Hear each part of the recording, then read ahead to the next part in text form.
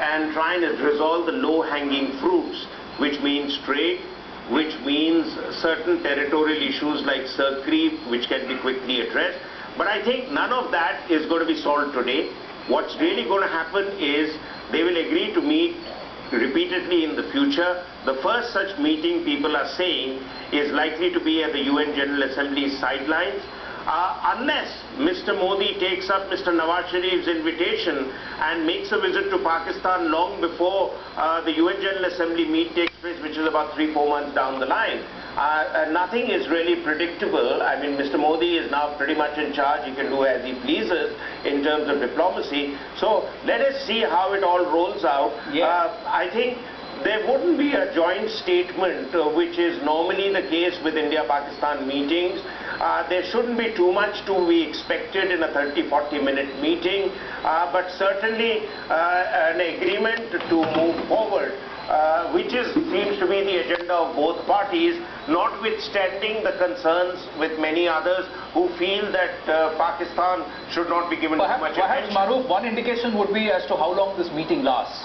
Yeah, I think that's a very good point. How long does this meeting last? Well, if he could meet the Sri Lankan Prime Minister for 10 minutes, given the overtime, I wouldn't be surprised if he meets Nawaz Sharif Sahab for 45 minutes to 1 hour. Because quite clearly this is not going to be a slanging match between the two sides. But what is going to be important, I need to bring out 3 quick points which is very important for us to understand. Mr. Modi and Mr. Sharif have both given a message to the international community that finally India-Pakistan can really chart their own course without prodding from Western capitals. Please understand that. Yes. The second is that Mr. Modi will also certainly develop an understanding which will come out in the whispered tones of the meeting inside, that Mr. Sharif, though politically in charge, has to battle a deep state within Pakistan, which Modi Sahab doesn't have to battle within India. So there are limitations to which how much you can expect from Mr. Sharif. And the third aspect is that we should not expect Mr. Sharif to come up with any serious and quick responses to our long-standing wish list, as much as Mr. Sharif cannot expect Mr. Modi to say that let's put a mechanism together to solve the Kashmir issue. Because interestingly, one of the facts which people don't talk about, that much as Mr. Musharraf, President Musharraf, boasted about an arrangement that had nearly been reached over the Kashmir issue, there is no documentary proof even today in Pakistan's Foreign Office to confirm that there were any guidelines laid out. In my own conversation with Mr. General Musharraf, I asked him this over 2 occasions, and on both occasions he gave me a muddled up roundabout answer saying that, oh yes, we were almost there.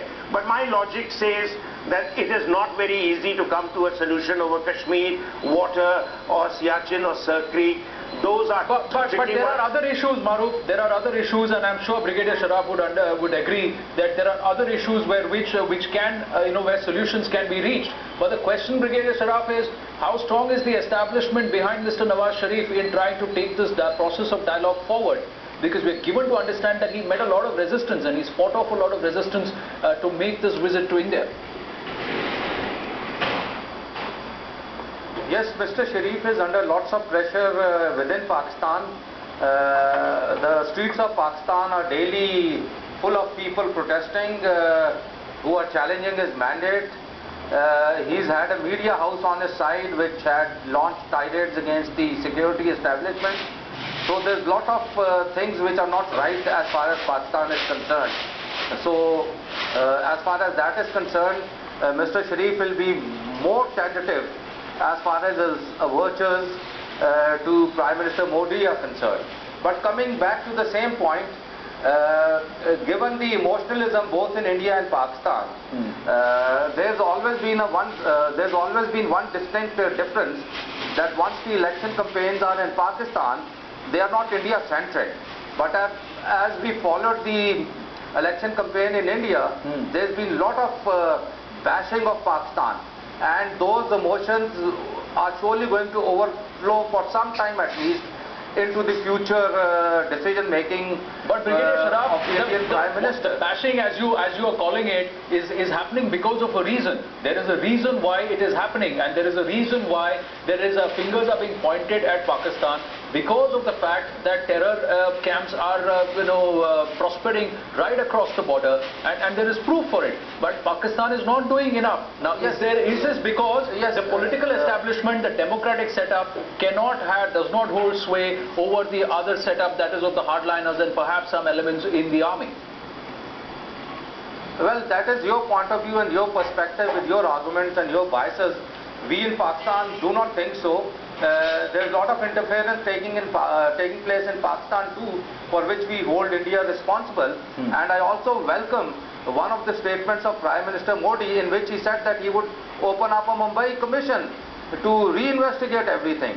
So there are a lot of people inside the Indian establishment too who are saying that in this particular case Pakistan was framed up. So I would welcome if Prime Minister Modi takes a very, very positive step and a very objective step in that they open up investigation through a commission into the Mumbai and really determine who were the real actors and what happened and why Pakistan was framed. So that would be a very positive step towards trust building as far as Pakistan is concerned. But we surely have an emotional backlog of history. Pakistan and India have been existing, to quote Ashley Tallis, on the extremes of an ideological divide. So it won't be, yes, it has to be in small steps, but at the same time the aspirations of the people, the Indians, the Pakistanis and the Kashmiris, they have to take a front page somewhere in these talks so that the people know that their issues are going to be addressed. No, but how much, Brigadier Sharaf, I'm going to ask you this again. Do the people of Pakistan want development and progress more, or do they want warmongering and do they want to unsettle and have these crossing swords or daggers drawn with the neighbors? Which is the situation which Pakistan actually wants, and how strong is this voice of the people now? As I said earlier, the people of Pakistan do not want war. Our election campaign a year back, unlike India's election campaign, was not based on hate against India, it was not India-centric. People of Pakistan want peace, and we want peace through a political economy of equitability. It has to be give and take. It has to be mutual advantage to both and mutual vulnerabilities to both. We do not want a type of Indian investment coming into Pakistan, especially in the energy sector, where Pakistan becomes a hostage to Indian export of electricity, for instance, to Pakistan. So all these things have to be hedged. We want peace, but we want peace with barabari. Yes, Maruf, we don't have much time with Brigadier Sharaf. Go ahead. Anand, I think Brigadier Saab is carrying the usual baggage of Rawalpindi. I don't blame him. He has been part of the establishment. But every utterance that the Brigadier is giving is the kind of hardline utterances that at least I and many of us have been used to from Pakistan's point of view. While one would like to respect his opinion, but he must also attempt to turn a new leaf and look at it more positively, because he can either be a victim of the baggage that he carries and the propaganda that does the rounds in Pakistan. Let me remind him that in our election campaign, yes, Mr. Modi on one occasion did indirectly refer to Dawood Ibrahim and Hafiz Saeed and saying that there should be ways to extricate them if Pakistan is not responding to dispout a bounty on their head. But beyond that, there wasn't too much of drum beating, and I agree with him that in Pakistan's election campaign there was virtually no mention about India, Kashmir, etc., etc.